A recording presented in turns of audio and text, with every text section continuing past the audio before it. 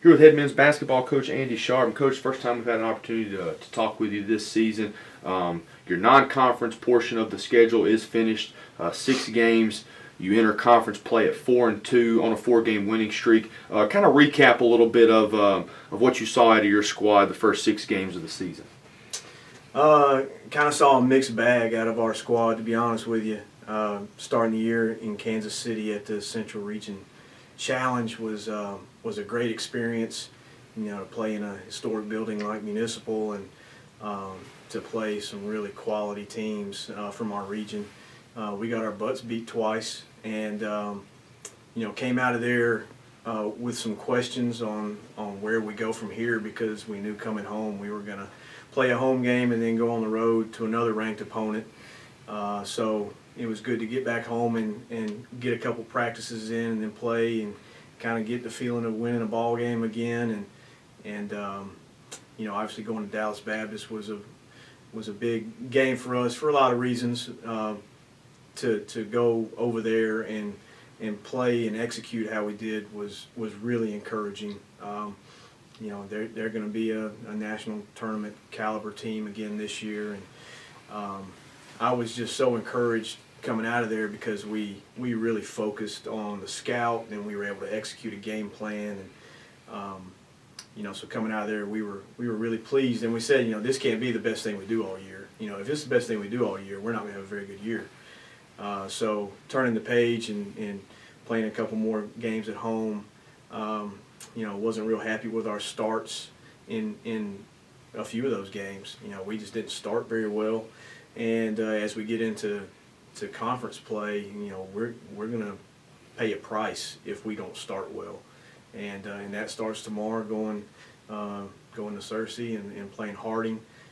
If we don't start well, we're going to be in a dogfight, and it's going to be a 40-minute battle no matter what. And if you start slowly, it just really starts to stack the deck against you, because there's just so many possessions in a game, and once they're gone, they're gone.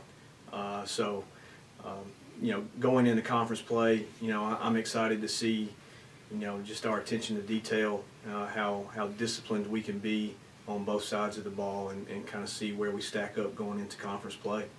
And Coach, you talk about kind of having some slow starts there. You finished well, especially here at home down the stretch these last couple of games that you've had inside the W.T. Watson Center, averaging over 90 points per game. But I know, obviously, that's exciting. You're proud to see that, I'm sure. But I know the calling card's been on the defensive end of the floor, and you look at some of the numbers that you guys have as far as per game statistics and total statistics, kind of right there at the top of the conference in steals, turnovers forced, things like that. Talk a little bit about your defense and obviously how key that's going to be knowing you're entering conference play. Yeah, Coach Quinn and I were just watching film, in preparation for Harding and Henderson, and we were going back and looking at our games from last year. And, man, there was just, a certain level of grittiness that we had last year on the defensive end of the floor. And comparing it to this year's team, we're not at that level yet, and we've got to really reinvest in who we are and our identity defensively. There was just, if you took a still shot of some of the film that we have when we're on the defensive end from last year, you just see guys down in a stance. The floor is shrunk down way far, and we're in gaps, and we just look scary. I don't think we look scary right now. We've got to reinvest in what we're doing. We got to guard the ball better. One of the big stats that we look at is field goal percentage defense. I don't really look at points scored or given up or whatever. If you're holding an opponent to below 40% shooting from the floor, you're defending at a high level. So we've really got to continue to shore that up. We want to be disruptive. We want to create turnovers. But we want to really challenge shots. We want to make people miss.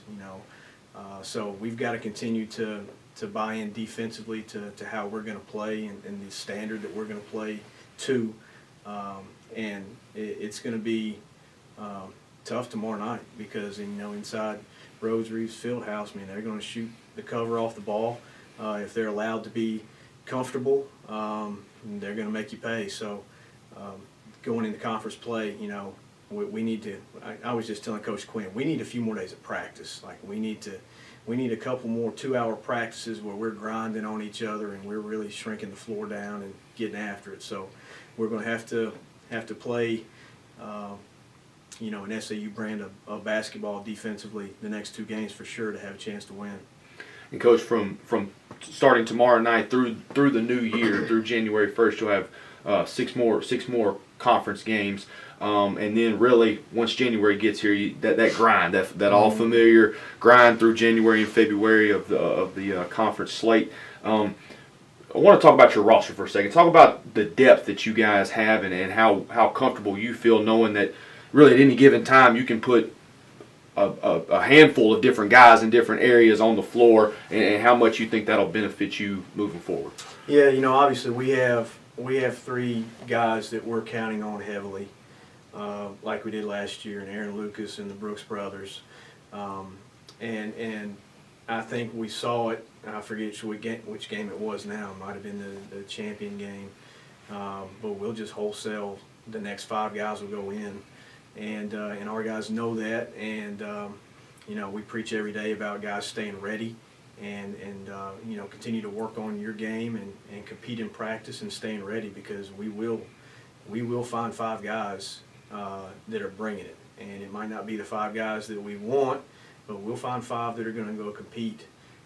So we have good depth. I mean, we're probably an easy 10 or 11 deep. But in the Dallas Baptist game, we played about 8 guys. We really shrunk down our rotation and tried to give, those 8 guys or so a real rhythm to the game. And I feel like there's some pros and cons to that too. I think early in the year, depth is really, really important. And then as you kind of progress throughout the year, you start shrinking things down as you get into tournament play and things like that. So, we have good depth, and if we're playing to the standard defensively that we want to play at, we're going to be tired. We're going to be, picking up 94 feet and trying to get under people's chins, and so we're going to have to use our depth, and guys are going to have to continue to get in the gym. There's a few of them in the gym right now working, and that's always encouraging to see. So guys are going to have to stay ready and be ready for their opportunity, and then cash in when it's time.